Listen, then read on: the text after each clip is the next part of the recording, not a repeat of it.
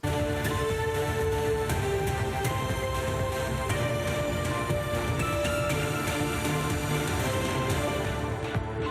tal? ¿Cómo están? Muy buenas tardes. 13:45 de este viernes 11 de junio.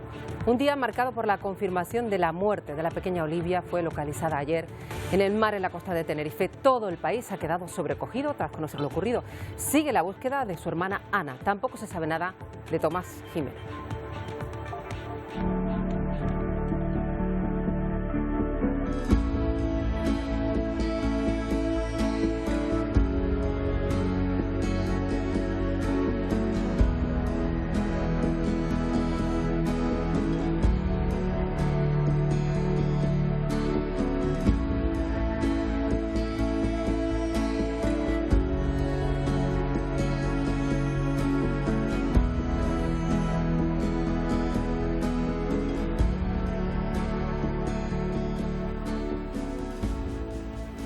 Mensajes de solidaridad, de apoyo a la familia de las niñas han sido constantes desde que se supo la noticia. Pendiente de la última hora está Carlos Centurión. Las autoridades siguen considerando desaparecidas tanto a su hermana Ana como a su padre, ¿verdad, Carlos? Sí, Marta, ayer se desmentía que el cuerpo de Ana de 1 año y de su padre Tomás estuvieran localizados en el fondo, por lo que oficialmente siguen estando desaparecidos. Durante la jornada de hoy, el Ángeles Alvariño sigue su búsqueda. Ha habido bastante trajín de pequeñas embarcaciones en torno a este buque, pero no ha trascendido ninguna novedad más allá de la tristísima conocida ayer la confirmación de que el cuerpo de la menor encontrado ayer corresponde a Olivia Jimeno, la mayor de las 2 menores secuestradas por su padre el pasado 27 de abril. Pues recuerden que tienen a su disposición el número de teléfono 016, que no deja huella en la factura y que está disponible para denunciar cualquier tipo de violencia de género. En un momento regresamos ahí con Carlos Centurión a la dársena de Tenerife, pero además les contamos que mañana se celebra el Día Mundial contra el Trabajo Infantil, que ha aumentado además por primera vez en 2 décadas. Miguel Vega. Este sábado se celebra el Año Internacional contra el Trabajo Infantil y el objetivo es eliminarlo antes de 2025. Una lucha para evitar que millones de niños sean explotados laboralmente y se vean obligados a abandonar la educación.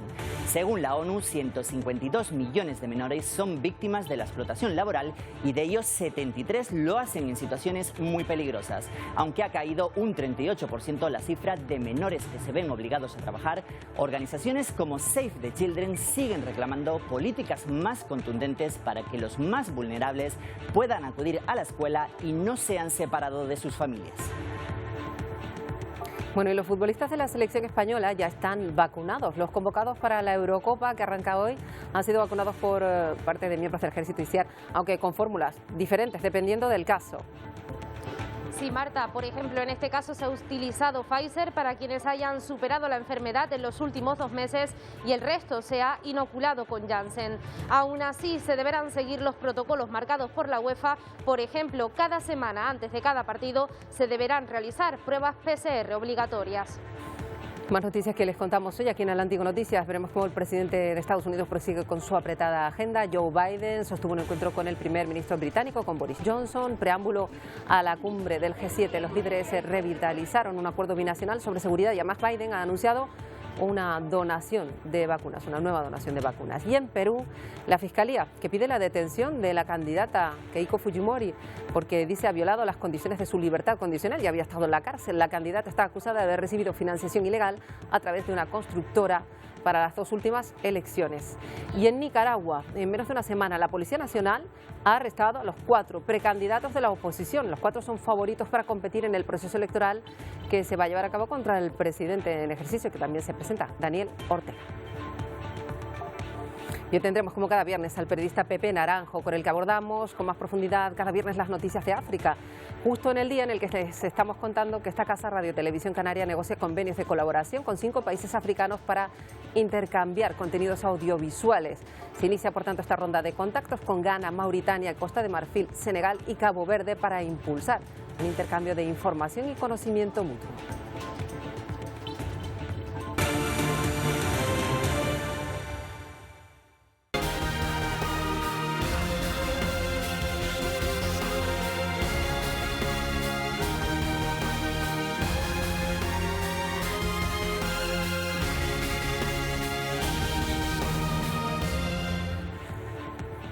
Ahí tienen la imagen en directo que están captando nuestros compañeros desde la dársena pesquera en Santa Cruz de Tenerife. Es el buque Ángeles Alvariño el que detectó el cuerpo de la pequeña Olivia y que sigue trabajando en esa zona desde lleva mucho tiempo así. Va a continuar haciéndolo por petición de la Guardia Civil porque quieren seguir con los rastreos para localizar a la hermana de Olivia.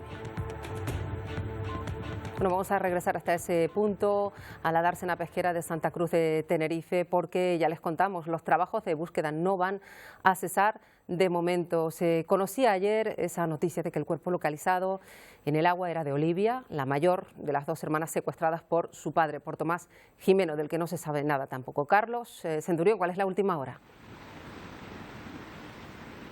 Hola Marta, buenas tardes. Ha habido pocos movimientos en torno al Ángeles Alvariño durante esta mañana. Siguen buscando muy cerca de la costa de Santa Cruz, muy cerca también de la Marina de Tenerife, desde donde salió Tomás Jimeno el pasado 27 de abril en su barco secuestrando a sus dos hijas. En la mañana de hoy la autoridad judicial recordaba que sigue abierto el secreto de sumario y que cualquier novedad será transmitida en su momento a los medios de comunicación. En la tarde de ayer ese barco que veíamos en directo, el Ángeles Alvariño, encontraba dos bolsas lastradas a un ancla. Una de ellas estaba vacía y en la otra estaba el cadáver de una menor. Trasladado al Instituto Anatómico Forense sobre las 8 de la tarde, la autoridad judicial confirmó que con bastante probabilidad ese cuerpo pertenece a Olivia Jimeno, la mayor de las dos menores secuestradas por su padre ese fatídico 27 de abril. Sobre las 9:30 de la tarde de ayer, la autoridad judicial también desmentía que los cuerpos de Ana, de un año, y de su padre Tomás estuvieran localizados en el fondo del mar. Como han visto, las labores de búsqueda continúan muy cerca de la ciudad de Santa Cruz, que es el lugar donde prácticamente el Ángeles Alvariño no se ha movido desde el lunes pasado, cuando se encontrara la tristemente famosa botella de buceo y el nórdico que se sabe ya que pertenecían al padre. Bueno, más detalles de este asunto en nada, en el Telenoticias Primera Edición, con una amplia información al respecto. Y en Estepa, en Sevilla, se ha confirmado que la joven de solo 17 años desaparecida desde el 13 de junio murió a manos del que fuera su pareja y padre de su hijo. El exnovio de Rocío Caís ha confesado ya que mató a la menor. El asesino confeso se presentó en el cuartel de la Guardia Civil acompañado por su abogado. Según la familia de la víctima, Rocío había sufrido agresiones por parte del joven, pero nunca habían presentado denuncia por violencia de género. La joven tenía un bebé de 4 meses. La vicepresidenta del Gobierno, Carmen Calvo, ha condenado estos actos machistas. Esta noticia que supimos ayer de una de las niñas en Canarias significa lo que tantas veces hemos dicho las mujeres, tantas veces hemos dicho desde el feminismo. Se nos ataca no solamente en nosotras mismas, sino a través de lo que más podemos querer, que son nuestros hijos. Tenemos otra noticia inquietante si se confirma desde Sevilla y desde Ibiza, y que la violencia que acaba en el asesinato es el peor rostro de lo que denunciamos en cualquier lugar del mundo. Y sin embargo nos enfrentamos a quienes lo niegan. Bueno, pues toda la información, ya saben, en el Telenoticias 1. Nosotros queremos hablar también de más cuestiones que tienen que ver con la pandemia y con el cambio en las condiciones del ocio nocturno. Ya saben que aquí en Canarias el Gobierno ha decidido que los locales puedan abrir a partir de hoy, además, en exteriores hasta las 12 de la madrugada. Las zonas de interior van a tener que esperar otra semana más. Y esta medida se toma en las islas que estén en nivel 1. Ténganlo en cuenta, que son todas a excepción de Tenerife, Lanzarote y La Graciosa, por extensión. Estamos en una semana en la que nos han ido llegando mensajes positivos, se ha reactivado un tanto el turismo con la apertura de fronteras a otros países. Poco a poco se van relajando las medidas, por ejemplo, ya les contamos en el sector del ocio, los datos de vacunación van muy bien. Pero por otro lado, los expertos están preocupados porque se puedan cometer de nuevo errores que nos lleven a un repunte. José Jonay Ojeda es especialista en medicina preventiva y salud pública, portavoz de la Sociedad Española de Salud Pública y Administración Sanitaria. Le saludamos un día más. Buenas tardes. Buenas tardes. Bueno, señor Ojeda, ¿en qué medida están preocupados los sanitarios, los especialistas en salud pública, por lo que pueda suponer, por ejemplo, esta reapertura del ocio?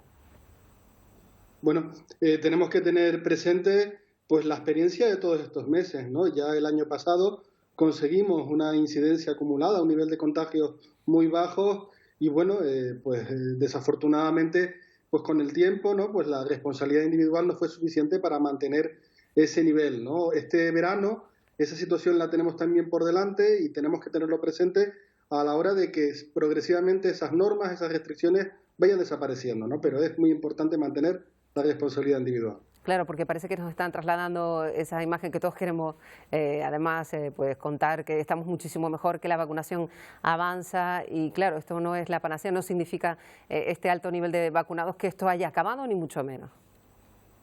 Bueno, la vacunación efectivamente está siguiendo el ritmo, ¿no?, que muchos deseamos, ¿no?, pero la vacunación ni mucho menos pues va a ser, aunque avance a unos niveles importantes, pues va a ser la salida al 100% de esta situación, ¿no? Tenemos que tener en cuenta que tenemos otros riesgos por delante, puede haber, digamos, países o variantes en nuevos países que se puedan introducir también en España, pueden haber aspectos que desconocemos del virus que pudieran aparecer en el futuro y bueno, la vacunación nos protegerá, ayudará a controlar la situación, pero tenemos que apelar una vez más a que todos tenemos en nuestras manos el superar esto lo antes posible. Y también pues recurrir a lo que hemos aprendido, porque ha pasado un año, ha pasado un verano anterior en el que se cometieron determinados errores, ya decíamos, señor Ojeda, y que ahora no hay que volver a cometer, y ya apuntaba usted a las variantes de las que está pendiente, pues todos los epidemiólogos, todos los expertos en salud pública están muy atentos a lo que ocurre en Reino Unido con un nivel de vacunación altísimo y aún así pues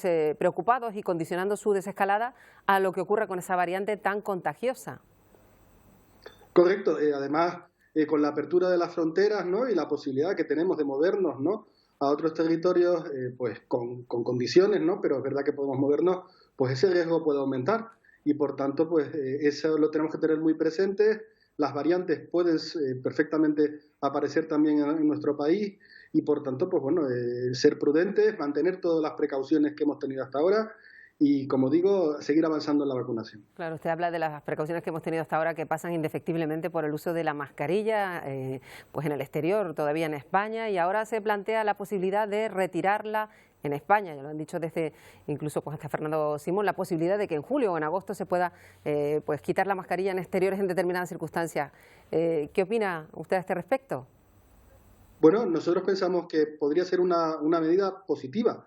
Como decimos, pues son muchos meses ya que llevamos conviviendo en esta situación, ¿no?, y por tanto necesitamos algunas noticias para superar esa fatiga, ¿no?, ese cansancio que todos tenemos, ¿no? Pero no tenemos que, aunque efectivamente se pueda flexibilizar el uso de las mascarillas en exteriores, tenemos que recordar que justo en los interiores, ¿no?, cuando compartimos espacios y no mantenemos la seguridad, la distancia de seguridad, cuando el riesgo aumenta, ¿no? Con lo cual pensemos en que podríamos tener esas medidas pronto, pero eso no significará, tendremos que reforzar el utilizar el interiores en aquellas situaciones en las cuales coincidamos con otras personas. Bueno, pues José Jonay, nos vamos a quedar con ese llamamiento a la responsabilidad individual, que es lo que debe primar a partir de ahora, porque ya conocemos todas las medidas, todo lo que hay que hacer para evitar contagios. Gracias por atendernos un día más. Muy buenas tardes, gracias a usted. Bueno, los que están ya vacunados, los futbolistas convocados por la selección española para la Eurocopa, finalmente ha sido el Ejército el encargado de vacunarlos, y sí, aunque ha habido fórmula diferente dependiendo de la situación de cada jugador. Sí, Marta, porque por un lado nos encontramos con que aquellos jugadores que hayan superado la enfermedad durante los últimos 2 meses se vacunan con Pfizer y el resto lo hace con Janssen. Algunos de esos futbolistas de La Roja ya han compartido esa imagen recién estrenando la vacuna y otros el certificado verde digital a través de la cuenta de Twitter de la selección española. Aún así, deberán seguir protocolos marcados por la UEFA. Recordamos, la vacunación no era obligatoria, pero sí lo son las pruebas PCR cada semana antes de cada partido. Además, para seguir compitiendo deberán tener al menos 13 jugadores con resultado negativo. Entre los preocupados, el propio seleccionador Luis Enrique, ya que dice se puede sentir pues ciertamente molesto si esta vacuna tiene resultados adversos durante la estancia de La Roja en este campeonato. Bueno, pues veremos lo que ocurre. Vamos a mirar más allá de nuestras fronteras para hablarles un día más de la falta de oxígeno medicinal en lugares como Bolivia, que ha aumentado el riesgo al que se enfrentan los pacientes afectados por la COVID, en un momento en el que ha sido calificado como catastrófico por los médicos intensivistas. Fabiola Chambi, de Voz de América, visitó una planta de producción de oxígeno. A contrarreloj y esperando casi un milagro, varios hospitales de Bolivia sufren por la escasez de oxígeno medicinal. Pero la situación más dramática se registra en Cochabamba, centro del país, donde se ha vuelto casi imposible acceder a un cilindro de este elemento vital para combatir la pandemia. La demanda por paciente es muy grande y no hay en este momento forma de cubrirla. Va variando de acuerdo a la saturación de cada paciente, va variando a qué cantidad de libras por minuto le están aplicando, pero lo mínimo son 10 cilindros de oxígeno por paciente. Sin poder acceder a un hospital, muchas personas son atendidas en los domicilios donde es imprescindible mantenerlos con oxígeno. Tengo 3 pacientes en casa porque ningún hospital ni clínica nos han podido atender. Estoy con médico y enfermera particular donde uno de mis familiares está en crítico. Esta larga fila de automóviles refleja la dramática situación que viven cada día miles de bolivianos intentando conseguir oxígeno para salvar la vida de pacientes críticos a causa del COVID-19. Y en medio de la agónica espera, más vidas se apagan. Muchos llegan y lastimosamente muchos otros también se van con la noticia de que sus familiares han fallecido. La OMS expresó recientemente su preocupación por las altas tasas de mortalidad que han aumentado un 20% en Bolivia. Pues muy complicada la situación en Bolivia. Y en Estados Unidos los datos oficiales de muertes durante estos 15 meses de pandemia pues dejan ya la cifra oficial de 600.000 muertos.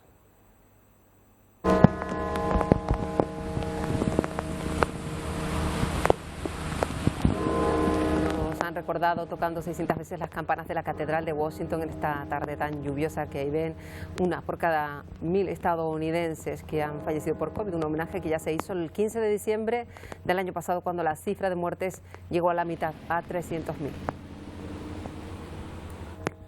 En Australia han notificado el primer día sin contagios en el estado de Victoria, bloqueado hace 3 semanas después de que apareciera un brote que provocó transmisión comunitaria. Se detectaron hasta 90 infecciones y ahora, tras conseguir frenar la transmisión, la capital, Melbourne, levanta las restricciones. Nueva Gales del Sur y Queensland están en alerta después de que una mujer infectada viajara desde Victoria. Y China sigue reclamando que no se politice el rastreo del origen de la COVID-19. La Unión Europea se ha sumado a la petición internacional de una investigación exhaustiva, después de que la administración norteamericana pidiera a sus servicios secretos un informe sobre lo sucedido. Según el gobierno chino, esto está dañando los intereses públicos globales y de las personas de todo el mundo. El portavoz chino ha asegurado que ningún miembro del laboratorio de Wuhan se infectó del virus, tal y como recoge el informe de la OMS. Los datos en Brasil también son muy complicados. Más de 480.000 personas que han muerto por coronavirus. Solo el 10% de la población a día de hoy ha recibido la pauta completa de vacunación. Y aún así, el presidente Bolsonaro está valorando la posibilidad de eliminar el uso de la mascarilla obligatoria a las personas que ya estén vacunadas o hayan pasado el virus. Una decisión que no comparte el ministro de Salud, que la Comisión Investigadora del Senado dice que se debe usar la mascarilla porque los vacunados transmiten el virus. Y en Cornwall, en el sureste de Inglaterra, se está celebrando la cumbre de los líderes del G7. La seguridad es máxima, sobre todo en este caso de pandemia, pero los medios británicos han informado de que se ha producido un brote de coronavirus precisamente en este hotel, en una ciudad costera. Está justo al lado de la reunión del G7. El establecimiento permanece cerrado al público y ahí se hospedan miembros de la delegación alemana. En la cumbre también periodistas de una emisora estadounidense. El portavoz de este hotel dice que abrirán una vez que esté desinfectado. Al margen de esta anécdota, sigue adelante esas reuniones del presidente de Estados Unidos, Joe Biden, encuentro con Boris Johnson, preámbulo a esta cumbre de hoy del grupo del G7. Los líderes revitalizaron un acuerdo binacional sobre seguridad y Joe Biden ha anunciado otra donación de vacunas. 80 años después de la firma de la Carta del Atlántico entre Estados Unidos y Reino Unido, el presidente Biden hizo historia actualizando el acuerdo con una versión del siglo XXI. El documento, establecido en 1941 como una declaración amplia de los objetivos de guerra y posguerra, incluye ahora compromisos para combatir las amenazas modernas, como ataques cibernéticos, el cambio climático, la desinformación y la injerencia en elecciones. Biden aprovechó su primer viaje internacional para establecer una nueva era de relación diplomática con el primer ministro británico. Renovamos nuestro compromiso de defender y mantener los valores democráticos que comparten nuestras dos naciones. La cumbre de su gira será el encuentro con los miembros del Grupo de los 7, que empieza este viernes en Bruselas, y una reunión cara a cara con el presidente de Rusia, Vladimir Putin, el próximo miércoles en Ginebra. El mandatario hizo oficial el anuncio de que Estados Unidos donará otras 500 millones de dosis de las vacunas anti-COVID a países de ingresos bajos y medianos entre este año y 2022. Nuestras donaciones de vacunas no incluyen presión por favores o potenciales concesiones. Estamos haciendo esto para salvar vidas y vencer esta pandemia. Eso es todo. Punto. Jorge Agobián, Voz de América. Pues aprovechando la reunión de las 7 grandes potencias del mundo, un grupo de activistas ha dibujado esto en una playa, los rostros de los líderes de los países que participan, a los que se le pide que se renuncien a los derechos de la propiedad intelectual y se produzcan más vacunas contra la COVID-19. Los presidentes han expresado que van a discutir sobre este asunto en la cumbre. Solo el primer ministro británico y la canciller alemana han mostrado sus dudas sobre esta medida tan reclamada. Y vamos ahora con un asunto muy grave que ha quedado escondido con tanto titular de la pandemia, porque aproximadamente 350.000 personas en la región etíope de Tigray, devastada por la guerra, se enfrenta a una escasez de alimentos catastrófica, según dicen las agencias de Naciones Unidas y los grupos de ayuda que están allí.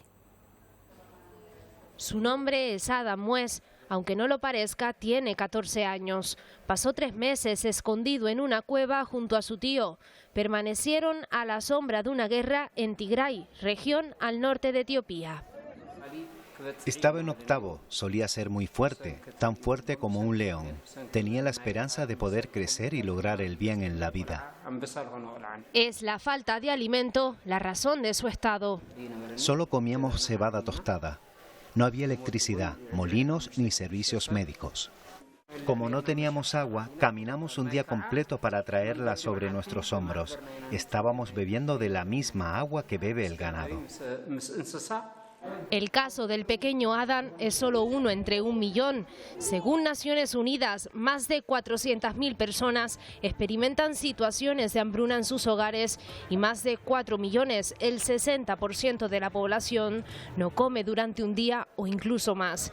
Esto se conoce como inseguridad alimentaria grave, que sumada al conflicto ha obligado a 2 millones de personas a escapar. Son datos que topan con un gobierno que niega la realidad. La solución que se plantea, que las partes del conflicto logren un acuerdo y permitan el acceso a la asistencia humanitaria antes de que esta situación empeore, aún más si cabe.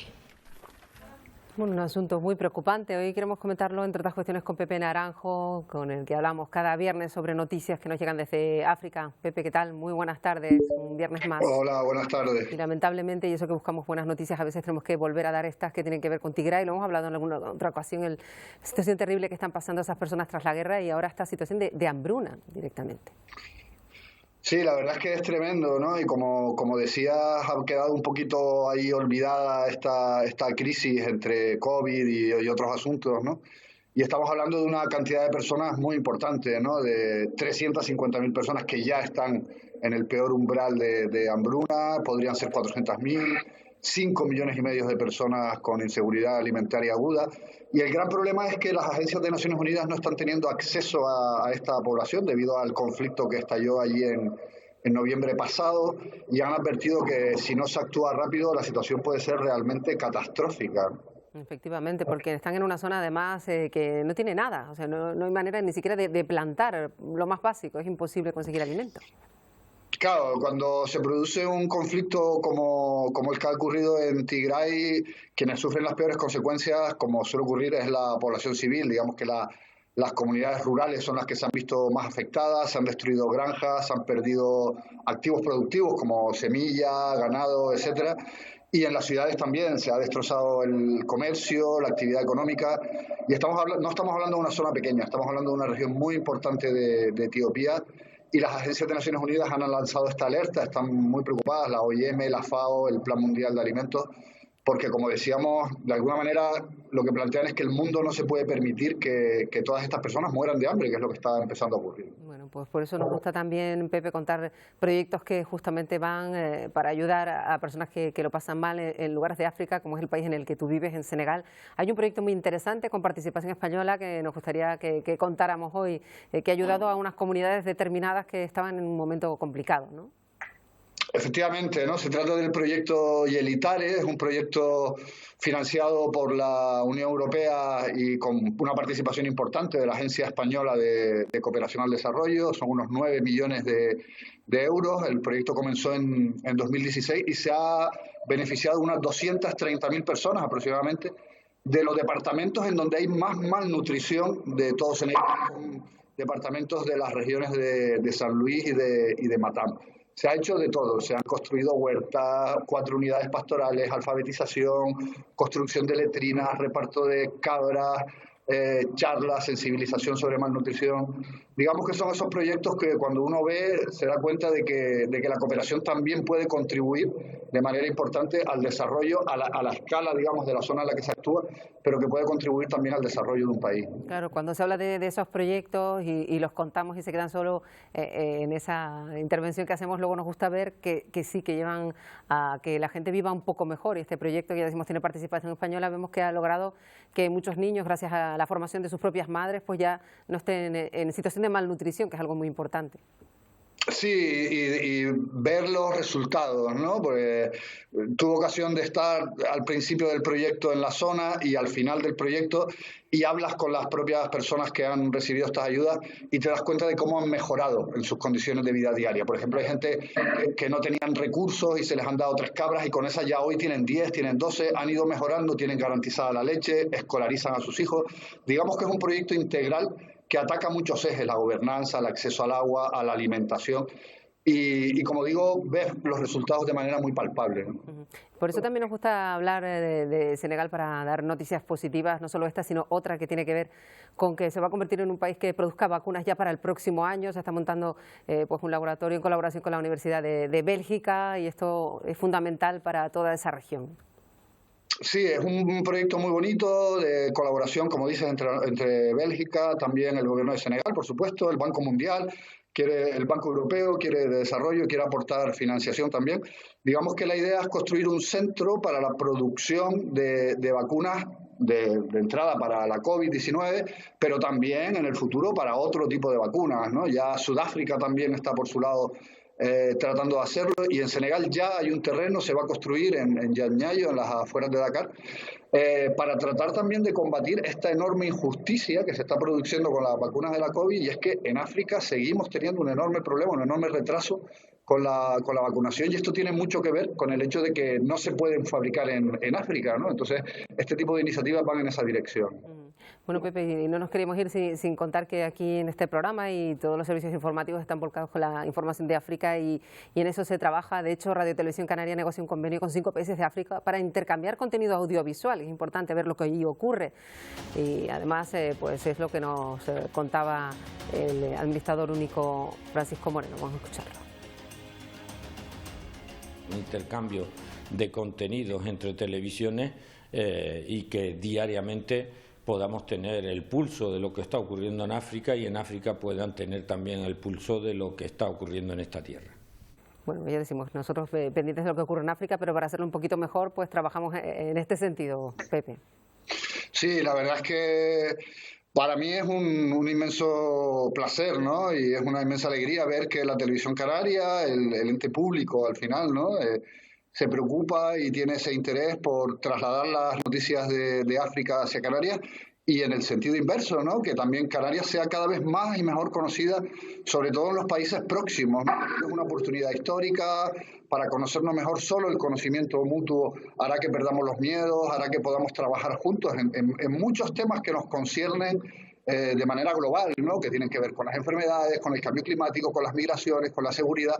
Yo creo que es muy importante que la ciudadanía, que la sociedad civil de ambas orillas tenga acceso a esa información, a ese conocimiento, y que Canarias juegue ese papel que está llamado de alguna manera a jugar, ¿no? Que es el de tender puentes hacia Latinoamérica, por supuesto, como está haciendo, pero también hacia África, ¿no? Que no nos olvidemos que ese es el continente en el que estamos geográficamente, ¿no? Bueno, pues estaremos muy pendientes de todo lo que allí ocurre. Gracias a Pepe Naranjo, cada viernes contamos algo más de lo que allí ocurre. Hasta la próxima semana. Bueno, hasta la próxima semana, chao.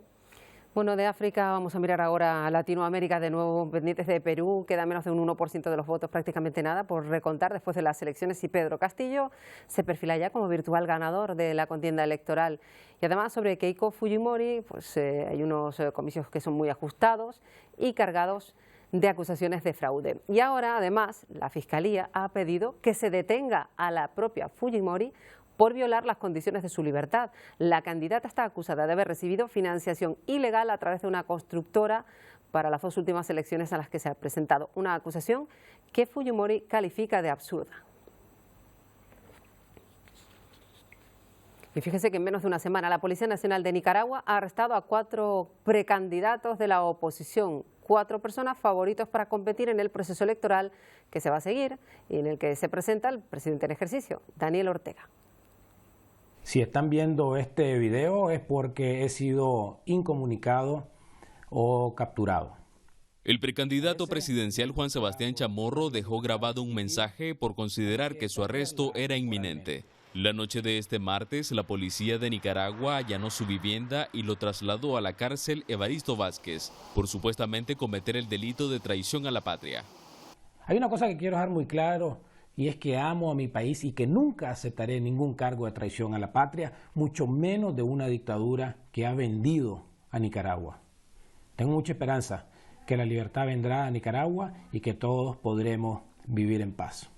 Más temprano, el precandidato Félix Maradiaga también fue arrestado bajo el mismo cargo que Juan Sebastián Chamorro. Miro de que uno de los policías se le acerca a Félix de manera violenta y le da un golpe con el puño en el rostro de Félix. La detención fue violenta, violatorio a todos los derechos constitucionales y leyes ordinarias. Con la detención de Félix Maradiaga y Juan Sebastián Chamorro, ya suman 4 los precandidatos bajo arresto en una semana. El pasado miércoles a Cristiana Chamorro le impusieron prisión domiciliaria, mientras que Arturo Cruz está recluido en la cárcel Evaristo Vázquez. Pero esto es la evidencia que Daniel Ortega no está preparado para ir a unas elecciones, no está preparado ni siquiera con su propia gente para poder ganar, aunque sea con el mínimo que se requiere para ganar en este país. La Voz de América sigue solicitando entrevistas a funcionarios del Ministerio Público sobre las detenciones de opositores. Sin embargo, hasta el cierre de este informe no ha recibido respuesta. Mañana, día 12 de junio, se celebra el Día Mundial contra la Explotación Infantil. 73 millones de niños en todo el planeta están siendo sometidos a trabajos forzosos. Las ONG piden que se impliquen más todos los países para que estos millones de niños y de niñas no se vean obligados a abandonar la escuela. UNICEF lanza esta campaña para pedir más conciencia social. Aquí venís a trabajar. Esto no es el patio del colegio.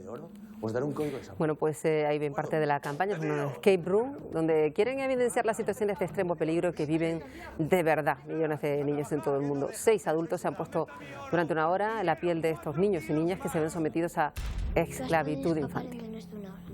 Pero imagina que esta fuese tu realidad todos los días, trabajando 12 horas sin descanso, arriesgando... Y creo que la peor parte me la llevé yo. Sobre todo cuando es la salida, ellos, claro, piensan que esto es un juego, pero ¿y si no lo es? Se te encoge un poquito el corazón de pensar que están pasando por todo eso. Necesitamos experimentar en carne propia para entenderlo. El problema es que en 2016 se eliminó el trabajo infantil, se ha frenado un poco, pero aumenta, sin embargo, en el último año el número de víctimas de este problema. Esto no se había detectado en varias décadas. Las ONG reclaman mayor compromiso internacional para que no suba en los próximos años. Miguel Vega. Sí, mañana es el Día Mundial contra la Explotación Infantil y muchas organizaciones internacionales siguen reclamando que no se vulnere el derecho de los menores. Actualmente, según Naciones Unidas, más de 152 millones de niños trabajan, es decir, 1 de cada 10 niños en el mundo. Y muchos de ellos lo hacen en trabajos extremadamente peligrosos. Por sectores, el 70% de estos menores se dedica a la agricultura, ganadería, sector servicios e incluso industrial. Y gran parte de ellos lo hacen en 2 regiones, 72 millones en África y 62 en Asia. Las ONG piden políticas más ambiciosas para que no se vulneren los derechos de los niños y las niñas. ¿De qué dependerá que el trabajo infantil crezca en 9 millones o en 45 millones? dependerá de las políticas educativas, dependerá de las políticas sociales y de protección social, dependerá de si conocemos o no conocemos una recuperación universal.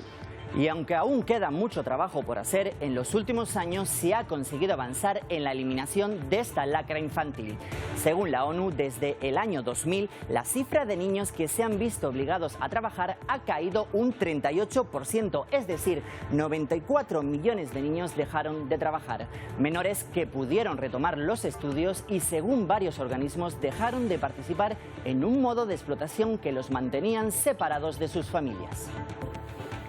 Seguro que recuerdan a aquel niño nicaragüense, se lo contábamos hace unos meses, que fue encontrado solo en la frontera de Estados Unidos y México. Pues bien, ha podido encontrarse por fin con su madre. Ambos habían sido secuestrados, recordarán, por una banda de narcotraficantes que pidió un rescate.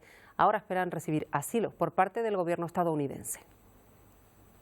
Con este abrazo en el Aeropuerto Internacional de Miami se dio fin a una pesadilla que se extendió por meses para la familia de Wilto Gutiérrez Obregón, el niño nicaragüense de 10 años que fue abandonado por coyotes en la frontera con México. Maravilloso, imagínense ese abrazo que ya hemos esperado por 4 meses desde que salió de Nicaragua, y tantas zozobras y tanta cosa. La odisea del niño de la frontera, como ahora es conocido el menor, empezó cuando intentó cruzar con su madre desde México. Tras ser deportados, dicen que fueron secuestrados. Su tío en Miami habría pagado el rescate, pero que solo le alcanzó para la liberación del menor. Los coyotes lo abandonaron a su suerte y luego Wilto fue hallado por un agente de la patrulla fronteriza.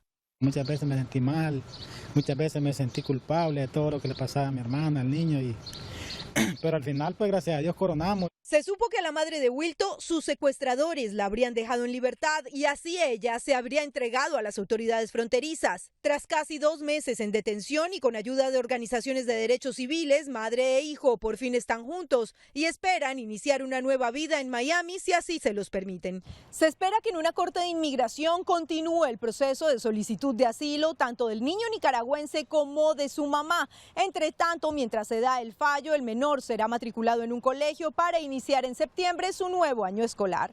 Desde Miami, Judy Mora, Noticias Caracol.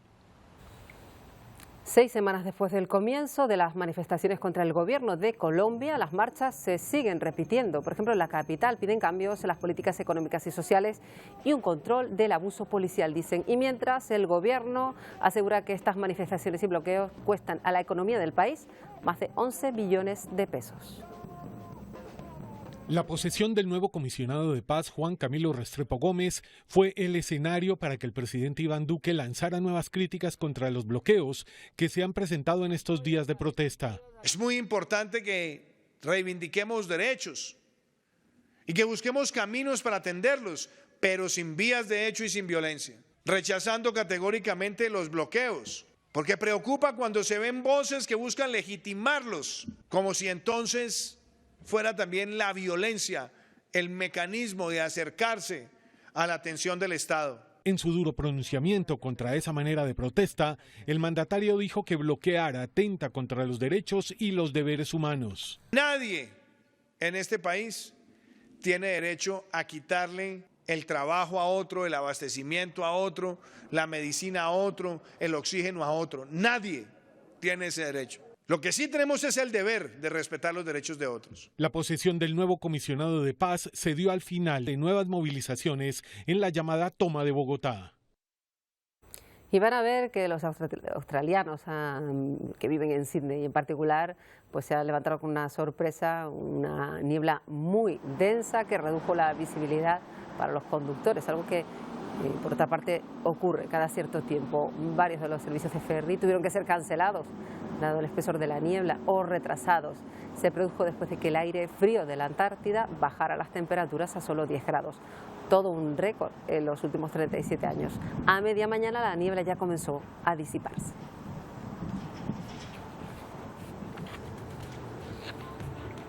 Bueno, nosotros nos vamos a ir por esta semana y vamos a hacerlo con imágenes de una exposición que pueden visitar si llegan hasta allí a Nueva York. Supone una inversión en el arte del pintor Vincent Van Gogh.